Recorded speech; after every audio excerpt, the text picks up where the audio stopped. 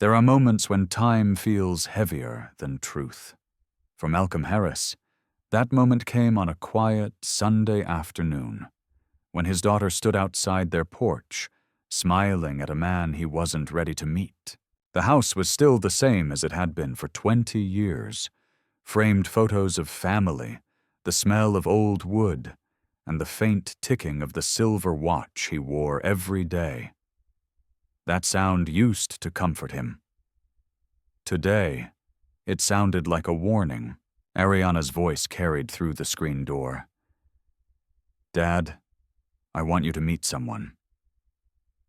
She sounded happy, the kind of happy that used to belong to children before they learned the world could break them.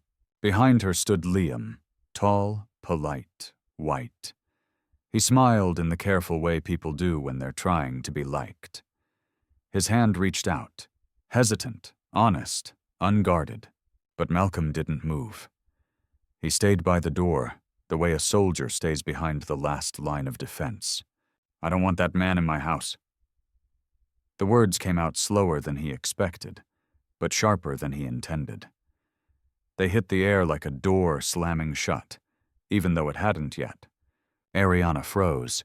"Dad, you don't even know him!" "I don't need to." Denise, his wife, stepped from the kitchen, her hands still wet from washing dishes. "Malcolm," but he shook his head. There was no argument that could reach him through the noise of memory, because when he looked at Liam, he didn't see a man. He saw every headline, every night he'd stood outside a police line waiting for answers that never came. He saw the face of his brother, Marcus, still young, still alive, still laughing, right before the call came that ended all of it. The watch on his wrist began to tick louder. He remembered Marcus giving it to him years ago, before his last shift as a firefighter. "Stay alive, little brother," Marcus had said, smiling. Back then, Malcolm thought it meant, "Don't die." Now he realized Marcus might have meant something else, something he'd long forgotten. Ariana's smile faltered. "Dad, he's not like that." "Like what?" "You know what I mean." "Yes," Malcolm said quietly. "I do." The silence that followed was too long for comfort, too short for healing. Liam tried to speak. "Sir, I just want you to know I—" But Malcolm cut him off. "You don't know me, and I don't want to know you." Ariana's eyes filled. "I thought you'd be happy for me." "Happy?" He almost laughed. "You brought a stranger into my home and expect me to forget everything I've lived through?" The tone in his voice didn't come from hatred. It came from fear wearing armor. But to Ariana, it was the same. And fear, when misunderstood, looks exactly like hate. She lowered her head, whispering, "You can't live your whole life in the past." Malcolm's voice dropped to a whisper. "The past is the only thing that tells me who I can trust." She turned to leave, her shoulders stiff but trembling. Liam reached for her hand. She took it, not to defy her father but to keep herself from breaking. Malcolm watched them walk away. The porch light flickered, reflecting faintly against the silver watch. He stared at his own reflection in the window. Tired, older, the lines around his mouth carved from years of swallowing grief. He whispered, almost to himself, "I swore I'd never trust a white man again. Not after Marcus." He closed the door softly. The lock clicked. And yet the house felt colder, as if something else had left with them.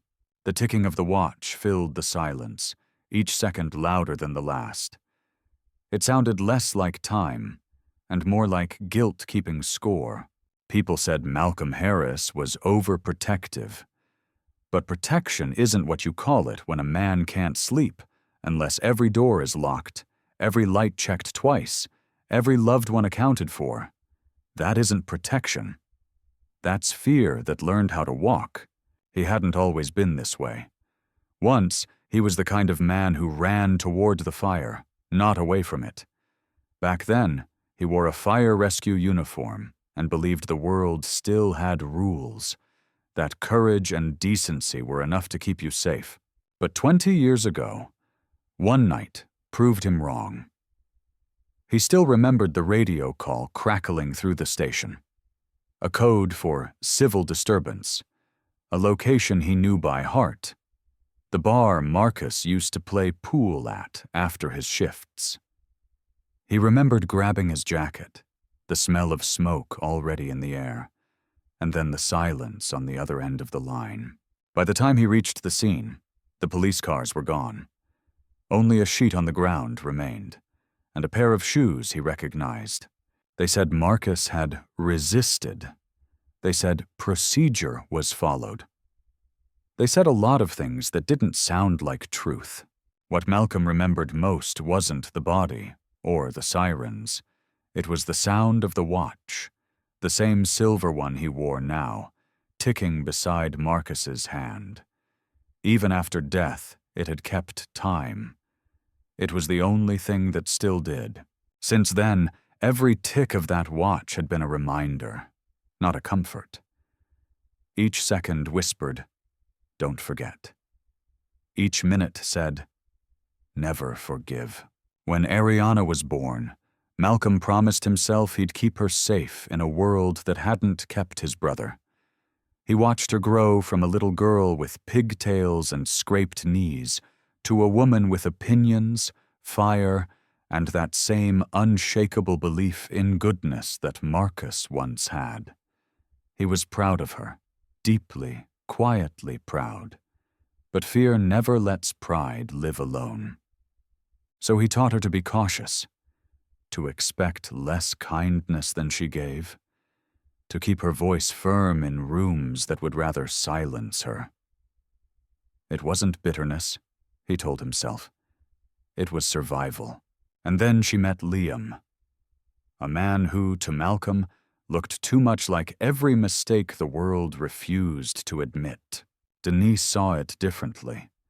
She saw the way Ariana's eyes softened when she said his name, the way her laugh came back after years of being careful around her father's moods. "Malcolm," she said one night, folding laundry in the bedroom, "you can't keep punishing every white man for what one did to Marcus." He didn't look up. "You think that's what this is?" "I think you're scared," she said softly. "Scared that if you let go of hate, you'll have to face grief, and grief doesn't fight back." He stared at her, the words digging deeper than she meant them to. He didn't answer. Because she was right. Grief had been his shadow for so long that he no longer knew who he was without it. He'd rather live angry than empty. That night, as Denise slept, Malcolm sat on the porch, the watch heavy on his wrist. Through the quiet, he could hear crickets, the hum of traffic, and the faint echo of his brother's laugh. A sound memory keeps when you've forgotten everything else. He wondered if Marcus would recognize him now, this bitter, guarded man who mistook suspicion for strength. Probably not. Marcus had believed in people, even when the world gave him reasons not to. Malcolm believed in walls. He closed his eyes, whispering into the dark. "I'm not scared, Marcus, I'm just careful." But the lie didn't fit in his mouth anymore, because the truth was this. He was scared, terrified that Ariana's love for Liam would end the same way Marcus's faith in people had. He was scared that if she ever got hurt, he'd have no one left to blame but himself. So when he looked at Liam, he didn't see a man trying to love his daughter. He saw the world trying to take something from him again. And fear, once it finds a name, starts sounding an awful lot like hate. Inside the house, the clock struck midnight. Malcolm tightened the strap of the old watch. Each tick felt like a heartbeat that wasn't his own, reminding him that time was still moving, even if he wasn't. Dinner was supposed to bring peace. Denise had cooked Malcolm's favorite meal, roasted chicken, collard greens, cornbread still steaming. She'd even lit the good candles, the ones she saved for holidays, hoping a little warmth could do what words had failed to. But peace never shows up where pride lives. Malcolm sat at the head of the table, his jaw tight, his fingers tapping against the wood like a clock he couldn't turn off. Across from him, Liam sat straight, hands folded, careful not to take up too much space. Ariana, caught between them, kept smiling as if smiles could hold walls together. "So," Malcolm began, voice low but sharp, "you work at St. Mary's Hospital, right?" Liam nodded. "Yes, sir, in the ER." "Must be tough work." "It can be," Liam said. "But I like helping people. Every shift feels like it matters." Malcolm's eyes didn't soften. "Helping people," he repeated. "That what they call it now?" Denise shot him a warning look. "Malcolm." He ignored it. "Tell me something, Liam. You ever treat people who don't look like you?" Liam hesitated, unsure where this was going. "Of course, all the time." "And how's that for you?" "Sir, I don't see patients that way. People are people. I try to help whoever walks through that door." Ariana's smile grew. "See, Dad? That's exactly what I've been telling you. He's not." But Malcolm cut her off. "That's a nice line, son. You rehearse it, or it just comes naturally." The air thickened. Even the sound of cutlery felt too loud. Liam swallowed hard. "Sir, I'm not trying to impress you. I really care about Ariana. I love her." "Love?" Malcolm's laugh came out like a bark. "You think love changes history?" His tone wasn't cruel, but heavy, carrying years of disbelief. He leaned forward. "Tell me something. When this gets hard, and it will, when people look at you funny, when they whisper, when her name and yours sound wrong in the same sentence, what then? You still gonna love her, or you gonna run back where it's easy?" "Malcolm!" Denise's voice cracked through the tension. "That's enough." But it wasn't. Hate never ends when you ask politely. Ariana stood up, her chair scraping the floor. "Dad, please stop." Her voice shook, but her eyes didn't. "You're not protecting me anymore. You're just hurting me." Malcolm looked at her, and for a second, he almost said he was sorry. But instead he said what fear always says when cornered. "You're making a mistake." Liam rose quietly. "Sir, I don't want to fight you. I just wanted a chance to show you who I am." "You already have." The words hung in the air, heavy and final. Ariana pushed her plate away, tears brimming. "You've already decided who everyone is, Dad. And you wonder why no one can reach you." She left the table, her footsteps sharp and fast. Denise hesitated, torn between the man she loved and the child they raised, then followed their daughter out the door. Only two people remained, Malcolm and Liam. Silence filled the room like fog. Liam stood by the doorway, glancing once at the table, the half-eaten food, the empty chairs, the candles burning low. He reached down and picked up the bouquet he'd brought earlier, white lilies now half-wilted from the evening heat. He brushed the dust off gently, straightened the stems, and placed them back on the porch railing before leaving. Malcolm watched from the window, his reflection split by the glass. For a moment, the porch light caught the shine of Liam's watch, bright, gold, new, and reflected against his own, dull silver, old. Two clocks ticking in the same world, but never in sync. He wanted to tell himself he'd done the right thing, that he was protecting Ariana from heartbreak. But when he looked down at his plate, all he saw was food gone cold and a chair sitting empty. The house had grown quiet again. Too quiet. He leaned back, closing his eyes. In the silence, the sound returned, that steady, relentless ticking on his wrist, each second whispering, "You didn't save her. You just scared her away." The next morning, the house felt like it was grieving. Not loudly, not with tears, but in that heavy, breathless way walls do when laughter is gone. Denise had taken a few clothes and followed Ariana to give her space. Malcolm didn't ask when they'd be back. He told himself it didn't matter, but the silence kept proving him wrong. He spent the first few hours fixing things that weren't broken, tightening screws, rearranging photo frames, sweeping a floor that was already clean. Anything to avoid the empty chairs. Every corner of the house whispered her name. The living room smelled faintly of her perfume. The hallway still held her framed graduation photo.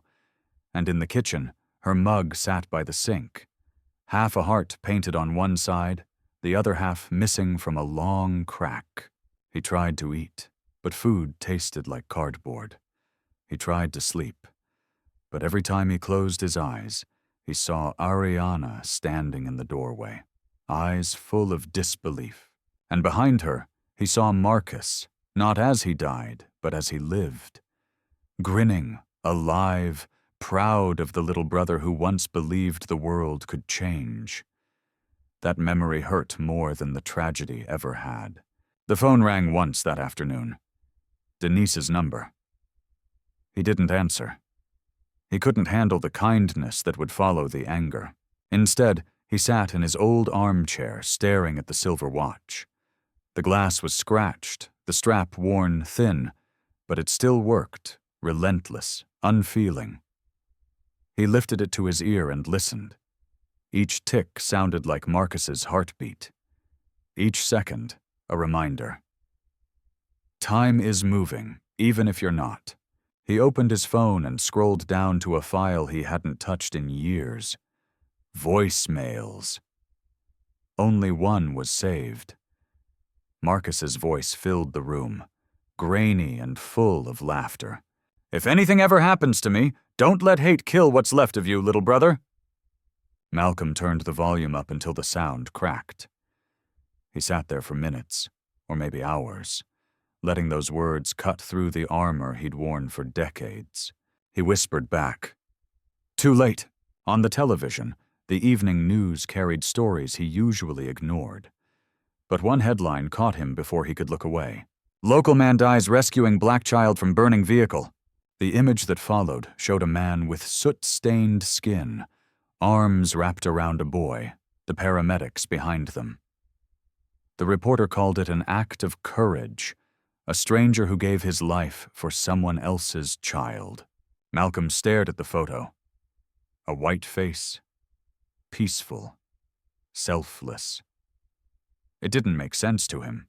He muttered under his breath, "They only become good when they're dying." Then he switched off the TV, as if turning off the picture could erase the discomfort of being wrong. Outside, thunder rolled over the horizon. He could feel a storm building, not in the clouds, but inside his chest, the kind that starts with regret and ends with a heartbeat skipping a beat too many times. He grabbed his keys and jacket. He wasn't sure where he was going. He told himself he just needed air, maybe a drive to clear his head. But deep down, he knew what he really wanted. To see Ariana, to make sense of what he'd destroyed. The rain began before he reached the car. He ignored it. As the wipers brushed the windshield, the streetlights turned to gold blurs. He kept driving. No destination. No reason. The radio was silent, but his head was full of voices. Denise, Ariana, Marcus, all saying things he wished he'd listened to sooner. His chest felt tight, but he pushed through it.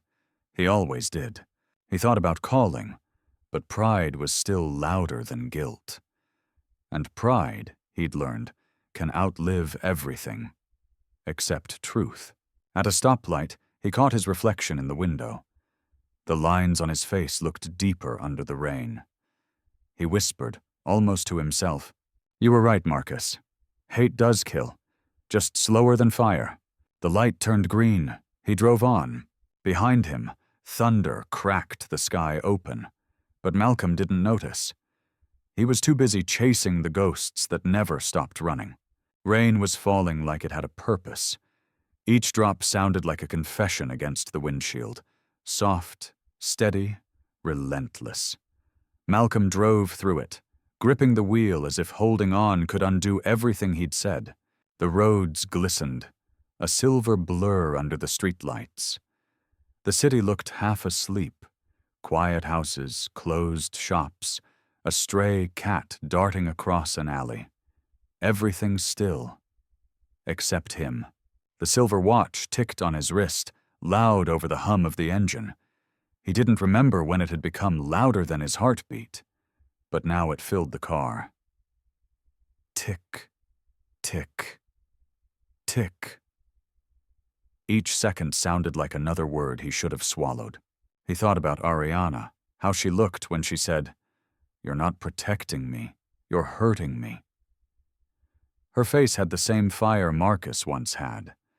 He hated that fire, not because it was wrong, but because it reminded him of the people he couldn't save. Lightning flashed. For a split second, the whole street turned white. Then darkness again. The rain thickened, hitting harder. He told himself he'd turn around after one more block. Then another. Then another. The truth was, he didn't know where he was going, just that he couldn't stay still. Stillness meant listening, and listening meant remembering. His chest began to ache. A deep, slow pressure that spread like smoke. He loosened his collar, but it didn't help. At first, he ignored it, like every other pain he'd carried. A man who's survived grief learns to outstare discomfort. But this one stared back. The next moment happened fast. The light ahead turned red. He pressed the brake too late. Tires screamed. The steering wheel twisted from his grip. Then, the crash. Metal folding against metal. The sound of glass shattering. A flash of white. Then nothing but water. Rain pouring through the cracked window, mixing with the blood on his arm. The world dimmed to a tunnel of sound, the hiss of steam, a horn stuck in a low, endless wail, and somewhere, faintly, the ticking of that silver watch. Still ticking. Always ticking. Malcolm tried to move, but pain locked him in place. He could taste metal. He could smell smoke. And somewhere, underneath it all, he could feel his heart slowing down. He wasn't afraid of dying, not really. He'd made peace with that years ago. What scared him was dying wrong. Dying with hate still in his mouth. He whispered Marcus's name, but no sound came out. Only a breath, shallow, broken. Then a voice pierced through the storm. Steady. Young. Urgent. "Sir, can you hear me? Stay with me." Through half-closed eyes, Malcolm saw the blur of a figure pulling at the car door. Hands, pale, shaking but strong, prying metal open. A flashlight cutting through the rain. "Don't move, sir. You're gonna be okay. I got you." The voice cracked slightly, desperate but gentle. It sounded familiar. Malcolm tried to focus, but his vision swam. All he saw was a sleeve soaked through, a stethoscope around a neck, a face half covered by rain and mud.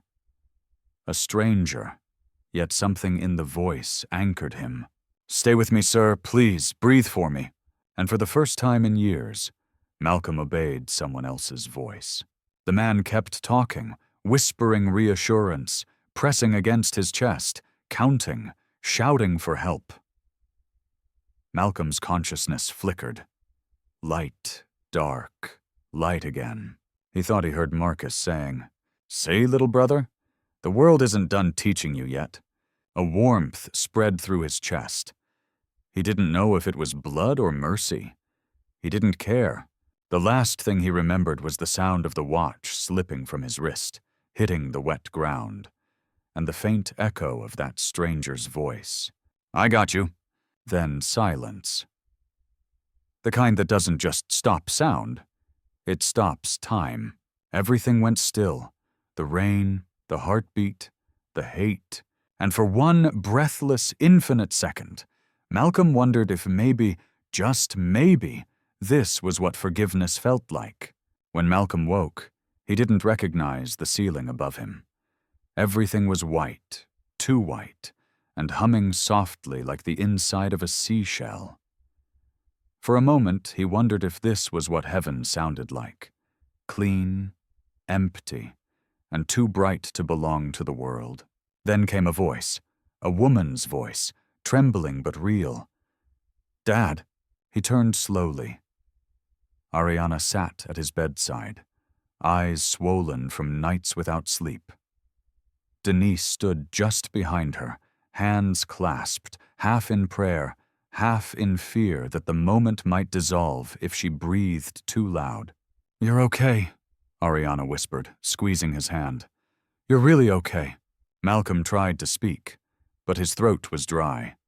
His voice came out as a rasp. "What happened?" Ariana hesitated, then said, "You had an accident, a heart attack while driving." She paused, glancing at her mother before adding, "Someone pulled you out of the car before it caught fire." Malcolm frowned. "Who?" Her silence said everything before her lips moved. "Liam." The name cut through the air like thunder after calm. He blinked hard, thinking he'd misheard. "Liam?" Ariana nodded. "He was driving home from work. Saw your car spin off the road. He didn't even know it was you. He just stopped." Malcolm's pulse quickened under the wires taped to his chest. He stared at the wall, remembering the voice, that steady command through the rain. "Stay with me, sir. I got you." It had been him. The boy he'd rejected. The man he'd feared. The one person he'd sworn would never set foot in his house. And yet, he'd been the one who refused to let Malcolm die on the side of a road. He wanted to ask questions, but words scattered like leaves. All that remained was shame. Heavy, immovable. Denise's voice broke the silence. "He's been here every day since the accident. He sits in the hallway just to make sure you're still breathing." Malcolm turned toward the nightstand. Beside the flowers sat his silver watch, cracked, water-stained, still ticking. On top of it was a small folded note, written in neat, unfamiliar handwriting. "Time stops for no one, but it gave us another chance." His hand trembled as he picked it up. The words blurred through his tears. He hadn't cried in years, not since the funeral. But this wasn't grief. This was something heavier. Older, the slow breaking of a wall that had stood too long. He pressed the watch to his forehead and whispered, "Marcus, I think I understand now." The heart monitor beeped steady, matching the rhythm of the ticking watch. For the first time, both sounds felt like music instead of reminders. Ariana watched him quietly. "He didn't do it for thanks, Dad. He didn't even want me to tell you." Malcolm's voice cracked. "Where is he now?" "Outside," she said softly. "He said he didn't want to intrude, but he's been sitting there all morning." He tried to sit up, but his body refused. So he just looked toward the door, eyes wet, breath shallow. He could almost see him there, the shape of the man he'd called a stranger, the one who refused to become an enemy. In that sterile room, surrounded by machines, Malcolm felt something he hadn't felt in decades. Not forgiveness, not yet, but possibility. He reached out his hand, palm trembling in the air, as if waiting for someone unseen to take it. Ariana, misunderstanding, placed hers inside his. He squeezed it gently, whispering, "No, baby, I was reaching for him." She froze, then smiled through her tears.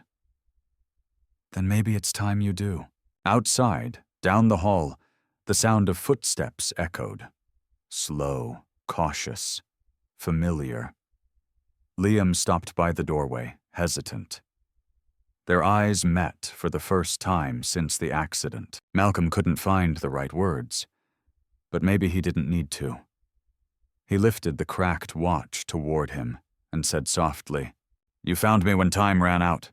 And Liam, voice-breaking, answered, "You're still here. That's what matters." The morning sun slid through the blinds, landing on the broken glass of the watch.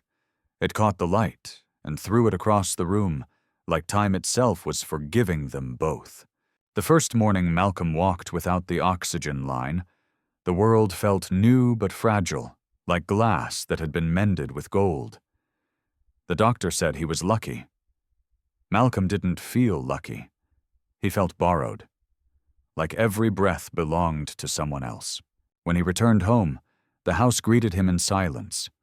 No laughter, no footsteps, only the slow hum of the refrigerator and the faint tick of that same silver watch on the nightstand.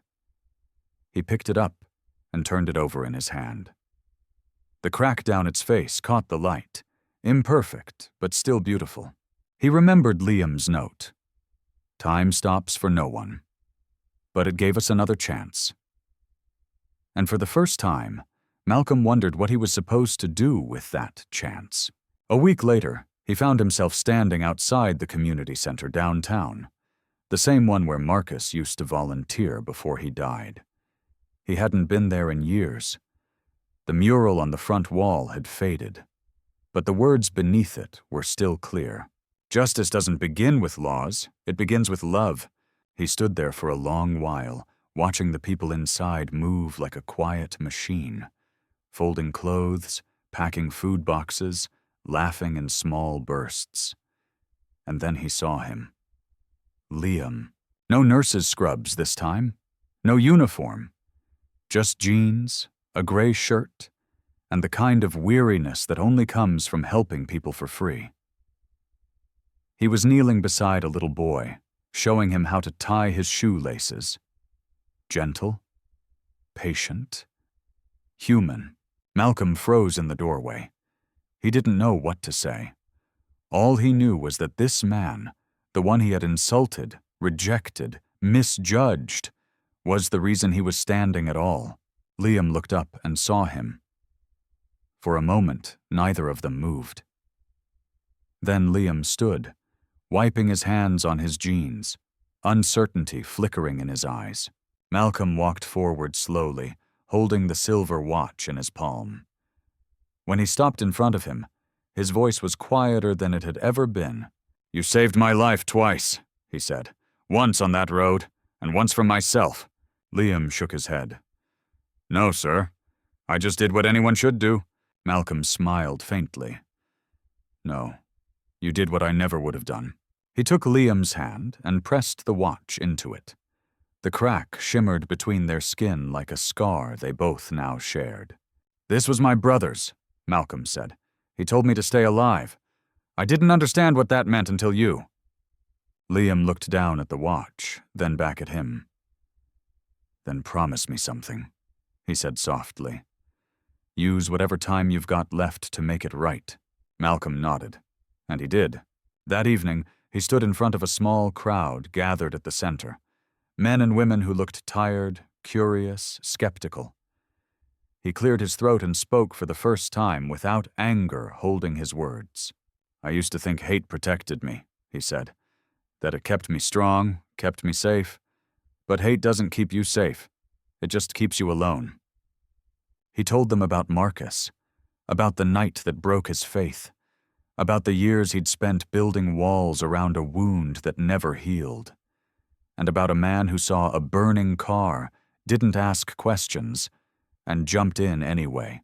The room was silent by the time he finished. No applause, just quiet, the kind that means something's changing in people's hearts.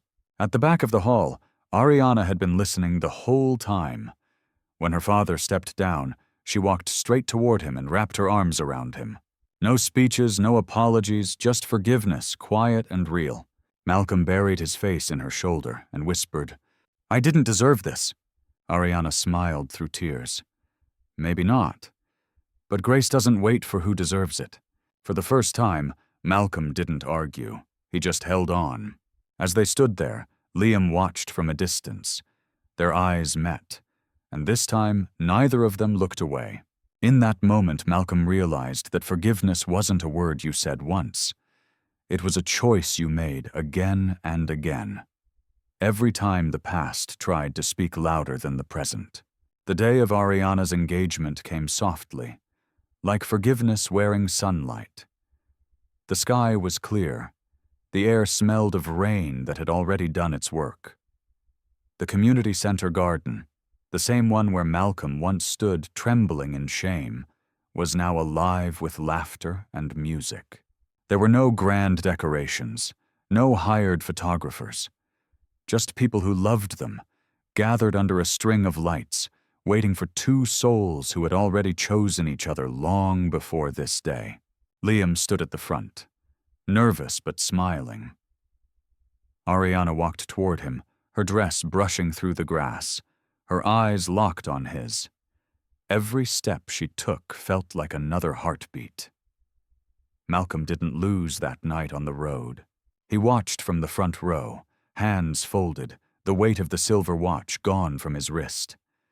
It now rested on Liam's, the cracked glass gleaming faintly in the sunlight, like a wound that had learned how to shine. The officiant spoke words about love, patience, and time. Malcolm barely heard them. He was too busy watching his daughter, the way she looked at Liam with quiet certainty, the kind of faith he'd lost years ago. When the vows were spoken and the cheers faded, someone asked if anyone wanted to say a few words. Malcolm rose. He hadn't planned to, but sometimes the heart speaks without asking permission. He walked to the front, slow but steady. Liam stepped aside, giving him space. Malcolm looked at the crowd, faces of every color, every story, and took a deep breath. "This watch," he began, his voice trembling slightly, "belonged to my brother Marcus. He gave it to me before his last shift as a firefighter. On the back, he engraved 2 words, 'Stay alive.'" He paused, eyes glistening. "I thought he meant survive. Don't die. But after all these years, I finally understand. He meant keep your heart alive." He turned to Liam. "I almost died holding hate, and you saved me by holding my hand." The crowd went silent. The kind of silence that holds reverence, not discomfort. Even the wind seemed to stop to listen. Liam's eyes filled with tears he didn't bother to hide. Malcolm reached out, unbuckling the watch from his wrist. He fastened it around Liam's instead.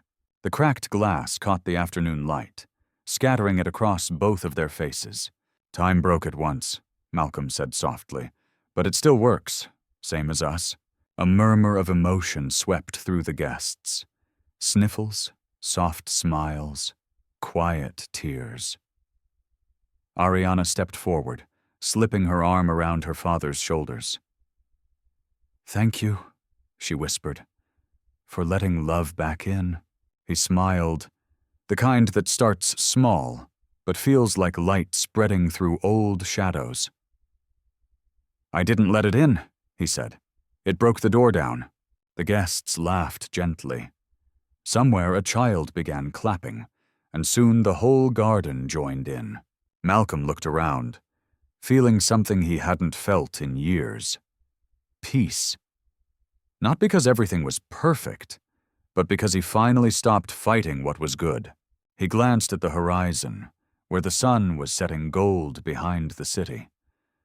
For a brief moment in that glow, he thought he saw Marcus again, not lying on the ground under flashing lights, but standing tall, proud, smiling. And this time, Marcus wasn't calling for help. He was nodding, as if to say, "You did it, little brother. You stayed alive." Malcolm exhaled, slow and full. The pain didn't disappear, but it didn't rule him anymore. He looked back at Ariana and Liam, her hand resting over the cracked watch, both of them laughing, radiant. The sound filled the air like music, pure and simple. The wind rustled through the trees, carrying his brother's old words back to him. Words that had waited 20 years to mean something new. "Don't let hate kill what's left of you," Malcolm whispered back. "It won't," and as the first stars blinked awake above them, the second hand on Liam's wrist kept moving, steady, strong, alive, a rhythm of forgiveness that would outlive them all.